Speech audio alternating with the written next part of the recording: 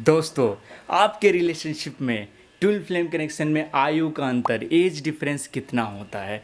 आपका कितना है? एक्चुअली कितना एज डिफरेंस होने पे ट्विन फ्लेम कनेक्शन फाउंड होता है? इसी पे हम डिटेल से बात करने वाले हैं। नमस्कार दोस्तों, आपको बहुत बहुत स्वागत है लाइफ प्रिपरेशन के इस नए वीडियो में।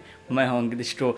आज हम बात करेंगे बेसिकली डीएम की एज डीएफ से कितनी ज़्यादा हो या कम हो, और कनेक्शन किस तरह का फाउंड होता है। आपका एज डिफरेंस कितना है मुझे ज़रूर बताएं। पहली चीज़ है कि एज डिफरेंट मैटर करता है आपके बर्थ के अकॉर्डिंग, कि आप हो सकता है कि इसमें डीएम बहुत आयु के हो या डीएफ बहुत आयु की हो, पर ट्विन फ्लेम कनेक्शन दोस्तों फाउंड हो सकता है। और यहाँ ये भी पॉसिबल है कि दोनों सेम एज के हों, बिकॉज आत्मा बर्थ जब ले रही है, जैसे फोर्थ डायमेंशन में है, जो फोर्थ डायमेंशन में जो आत्म लोक है, जो सूक्ष्म जगत है, वहाँ से जब आत्मा हमारी 3D प्लेन पे आई तो वहाँ पे कुछ समय का अंतराल नहीं पता चलता। उसमें बहुत सारे समय हो सकता गुजर गया हो सकता कुछ आपके लिए वो थोड़ा सा टाइम हो या ज़्यादा हो, बट वहाँ के लिए वो समय अंतराल नहीं। इसी को योगानंदा जी अपने बुक में भी कहते हैं, क्योंकि जो सोल है, जो आत्मा है, उसका लोक अलग तरह, वहाँ का समय अलग तरह से चलता है। तो वहाँ से टाइम डिफरेंट आपको पता नहीं चलेगा। कोई सोल पहले आ सकती है, कोई बाद में आ सकती है। काफ़ी बार एज डिफरेंस हो जाता है, और मैंने काफ़ी लोगों के चार्ट देखे हैं जो ट्विन फ्लेम कनेक्शन में हैं, उनका एज डिफरेंस काफ़ी है। और कुछ ऐसे हॉरोस्कोप में हैं जिनका बिल्कुल भी एज डिफरेंस नहीं, 1 और 2 मंथ का अंतर है बस, और वो ट्विन फ्लेम कनेक्शन में है। ऐसा भी कई बार होता है, लेकिन ये मैच्योरिटी का प्यार होता है। ऐसा नहीं कि आप बचपन में, कई सारे बच्चे एक्चुअली मेरे पास आते हैं, सर कहते हैं आप रिप्लाई नहीं कर रहे हैं, आप जवाब नहीं दे रहे हैं। एक्चुअली मैं सबका जवाब एक साथ नहीं दे सकता, क्योंकि ढेरों मैसेजेस आते हैं। और आपने पिछली वीडियो में भी ये बहुत बार पूछा है कि सर एज कितनी डिफरेंस होगा।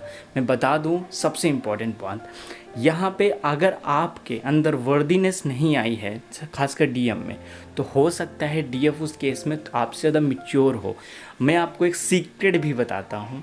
इन माई केस डीएफ ज़्यादा बड़ी है मेरे से, और मैं छोटा हूँ, और यहाँ पे मैच्योरिटी लेवल उनका ज़्यादा है। क्योंकि देखिए यहाँ पे कुछ अंतर आ जाते हैं। बेसिकली हम सोसाइटी में देखते हैं, मैरिज होती है तो यहाँ पे मेल थोड़े से बड़े या फीमेल थोड़े से छोटे होते हैं, बट यहाँ पे सिनेरियो अलग हो जाता है। मैंने काफ़ी केस ऐसे देखे हैं जहाँ फीमेल ज़्यादा मैच्योर होती हैं, बड़ी होती हैं, और जो डीएम है उनकी एज छोटी होती है।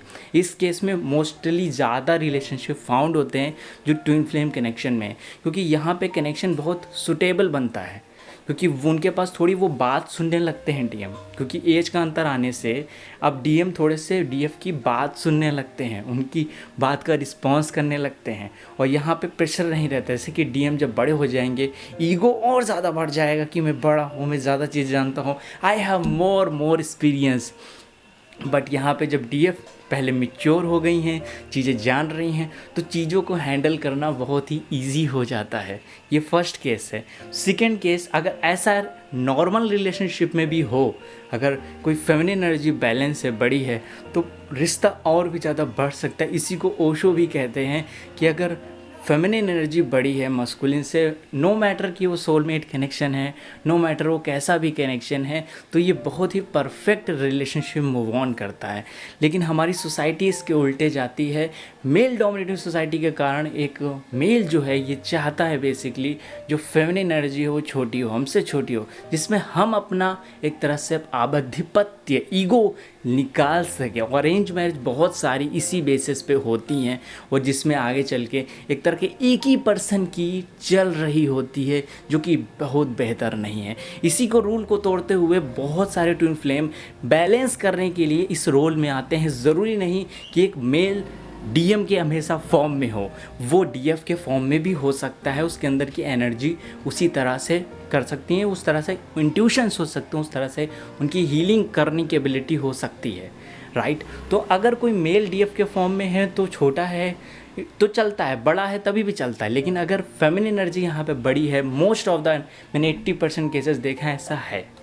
और कुछ ऐसे केसेस भी हैं जहां डीएम बड़े होते हैं, लेकिन ओवरऑल रिजल्ट ये निकल के आता है कि आयु अंतर कितना भी हो सकता है। मोस्टली आयु अंतर इन दोनों में होता ही है, 4 साल 5 साल का नॉर्मली अंतर होता है, जिसमें बैलेंस किया जा सके इन सारी सिचुएशन को। क्योंकि ट्विन फ्लेम जर्नी आपके सोल की जर्नी है, जो एक ही सोल से बनी हुई है, जो एक सोल को ग्रोथ करने के लिए, एक दूसरे को इन्हेंस करने के लिए, एक दूसरे को आगे बढ़ाने के लिए, अपने अंदर सेल्फ लव क्रिएट करने के लिए है। इसीलिए अगर आप डोमिनेंस यहाँ पे ले आते हैं तो जहाँ पे डोमिनेंस या अहम आ जाता है वहाँ प्यार ख़त्म हो जाता है और आप एक दूसरे की बात सुनना बंद कर देते हैं। इसीलिए एज डिफरेंस होता ही होता है, मोस्टली डीएफ जो है ज़्यादा बड़ी होती हैं। तो दोस्तों होपफुली आपको ये वीडियो पसंद आई अपने दोस्त साथियों तक जरूर शेयर करिए। अगर आप इस चैनल पे नए हैं, चैनल को सब्सक्राइब कर बेल आइकन क्लिक कर लीजिए। छोटी सी इन्फॉर्मेशन आपको देनी थी, सो आपको तक मैंने प्रोवाइड करा दी। अगर नेक्स्ट वीडियो में हम लोग मिलते हैं तो अपना ख्याल रखिए, ध्यान रखिए। नमस्कार दोस्तों।